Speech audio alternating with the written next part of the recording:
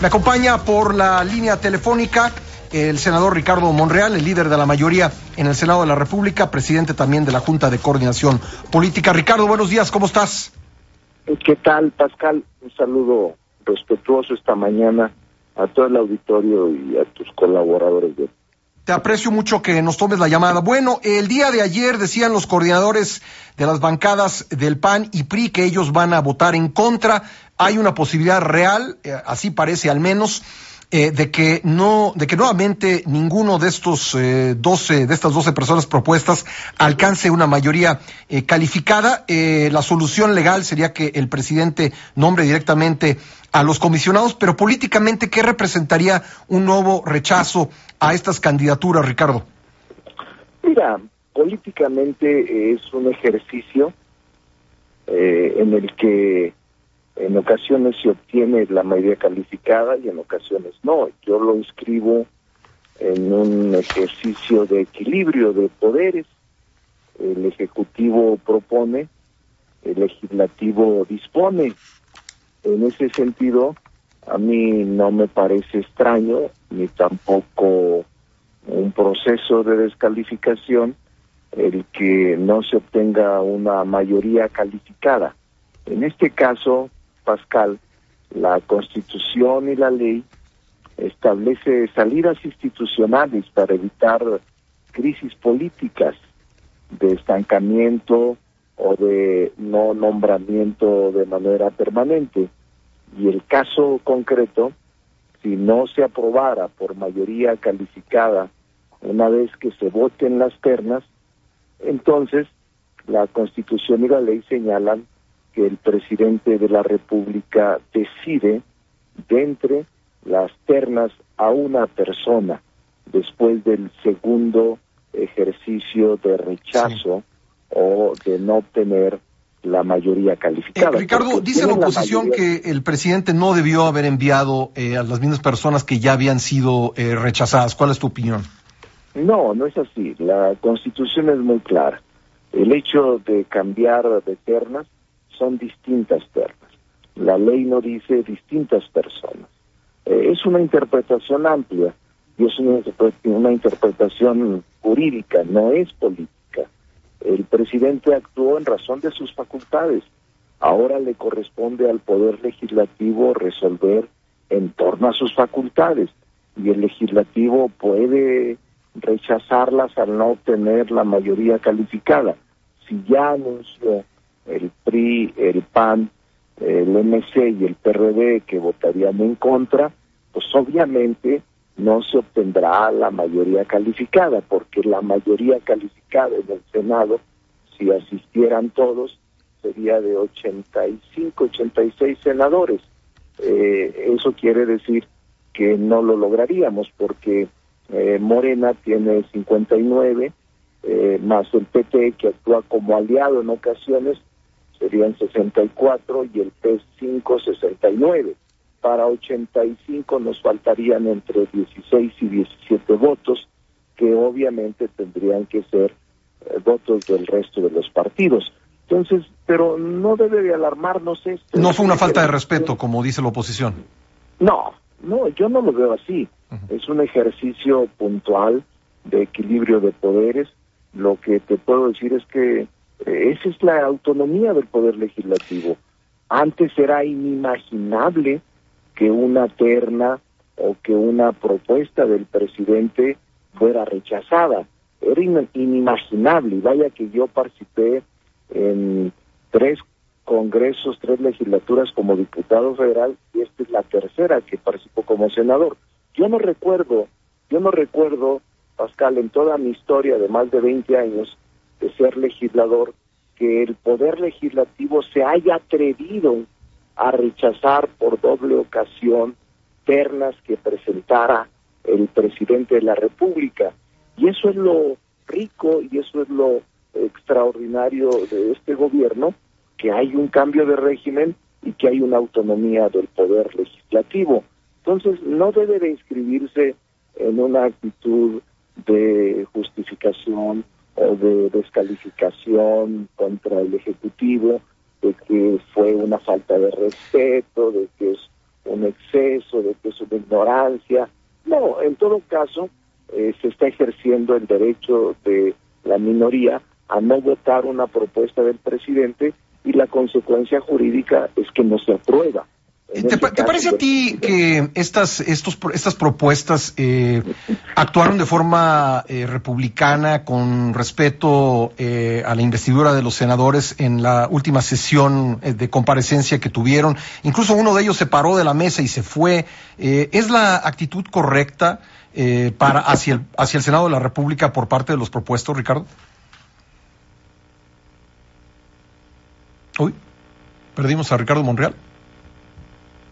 A ver si lo tenemos por ahí. Porque bueno, eso fue algo de lo cual se quejaron los senadores de oposición, que estas personas integrantes de las ternas tuvieron una actitud irrespetuosa hacia los senadores que les preguntaban sobre la función que buscaban ejercer en caso de ser designados. Ricardo, te perdimos un instante. Te preguntaba yo si ¿qué piensas de los calificativos de los senadores de oposición de que las personas integrantes de las ternas pues no tuvieron respeto por la investidura de los senadores? Incluso uno de ellos se paró de la mesa en la comparecencia. ¿Qué opinión tienes? Mira, en ese caso concreto, yo soy también muy claro, Pascal. Primero, yo creo que eran técnicos, muchos de ellos, la mayoría, con experiencia y capacidad. Yo vi su currículum, muchos incluso egresados de universidades prestigiadas, con altos niveles de reconocimiento en sus escuelas. Sin embargo, yo creo que sí se excedieron al menos dos de ellos. Y yo te diría que yo no estoy de acuerdo con ese tipo de actitudes. La falta de respeto a las senadoras y a los senadores, e incluso el exceso en la comparecencia o la ausencia de pararse o de expresar una descalificación al Senado, eso sí no es correcto, Eso sí me parece que raya en una posición excedida. Creo que no debe de aceptarse. Como coordinador del grupo mayoritario, repruebo cualquier actitud de falta de respeto a alguno de los senadores, aunque sean de la oposición. ¿Será algo que tome en cuenta la bancada mayoritaria a la hora de votar? Sí, también. El comportamiento y la falta de respeto hacia una institución también se toma en cuenta. No necesariamente tiene que ser quien te diga. Yo te quiero decir una cosa, no hemos tenido ninguna llamada del Ejecutivo ni de nadie de su parte para que nos digan por quién votar de las ternas. Se hace un ejercicio al interior de la bancada y se observa quién fue el mejor calificado para que de ahí votemos y salgamos juntos en votación a la mayoría calificada.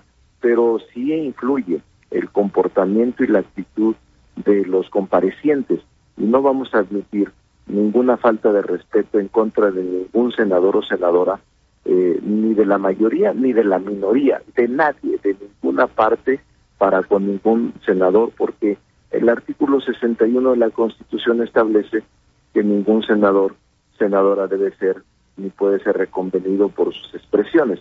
Es el derecho constitucional de los senadores, y la compareciente o el compareciente debe mantener una actitud de respeto hacia los senadores y hacia el Senado. Finalmente fueron para ti, digamos, relevantes los cuestionamientos que los senadores de oposición hicieron a quienes comparecían? La mayoría sí. La mayoría estaba ubicada dentro de la circunstancia del nombramiento y de las preguntas relacionadas con la materia de energía, en el caso de la CRE, de la Comisión Reguladora de Energía. Yo creo que los legisladores siempre se esfuerzan por preguntar cosas sensatas y preguntas que tengan que ver con la materia. De eso me queda muy claro, y en este caso no fue la excepción. Todos se preocupan por prepararse y por conocer la materia. No sabemos de todas las materias, aprendemos, y todos los hombres y mujeres todos los días aprendemos, pero creo que hicieron un gran esfuerzo los legisladores, y la mayoría de los comparecientes contestaron con sensatez y con prudencia. Ricardo, una última pregunta y en un tema distinto, si me permites. Ha solicitado licencia a su cargo quien era el coordinador de asesores de la Junta de Coordinación Política en el Senado de la República, Alejandro Rojas Díaz Durán. Hay quien señala que pues este anuncio que él ha hecho para pues hacer una campaña y señalar lo que él cree que es una nomenclatura perversa dentro de Morena, pues es una acción que tendría pues aval de tu parte. ¿Tú qué me dirías al respecto? Que es falso, que no es correcto que tengan esa afirmación o ese pensamiento. El hecho de que él se haya retirado precisamente es para no verme involucrado en sus acciones, porque si él siguiera en la coordinación, entonces sí dirían con justificación por qué está haciendo ese tipo de señalamientos y no se ausenta o sigue dependiendo del grupo parlamentario de manera institucional en el Senado de la República. No, Alejandro Rojas es un agente inteligente, Alejandro Rojas es un hombre con capacidad y luz propia.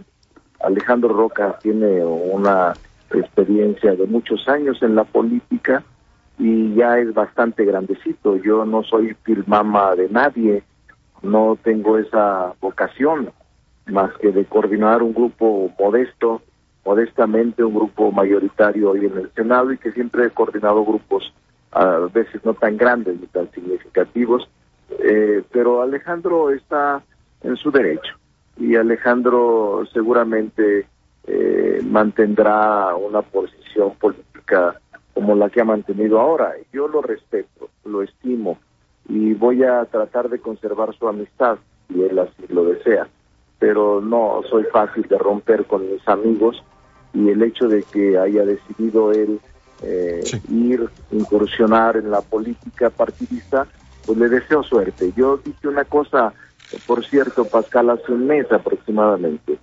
no me voy a involucrar en asuntos de partido, no voy a emitir ninguna opinión partidista, no voy a incurrir en ninguna actitud de descalificación contra nadie y no voy a participar de ninguna contienda partidista de ningún partido, en este caso del propio. Voy a mantenerme trabajando en el Senado, que vaya que hay trabajo y que bastante cosas tenemos que hacer. Entonces, en lugar de distraernos en otros asuntos que son importantes, pero que no es nuestra materia, prefiero dedicarme intensa y totalmente a la labor de legislador, que trato de hacerla con dignidad y con honestidad. Pues Ricardo Monreal, como siempre, mi agradecimiento por tu participación en el programa. No, al contrario, Pascal, un saludo respetuoso a todos. Gracias, Ricardo Monreal, líder de la mayoría en el Senado de la República y presidente de la Junta de Coordinación Política.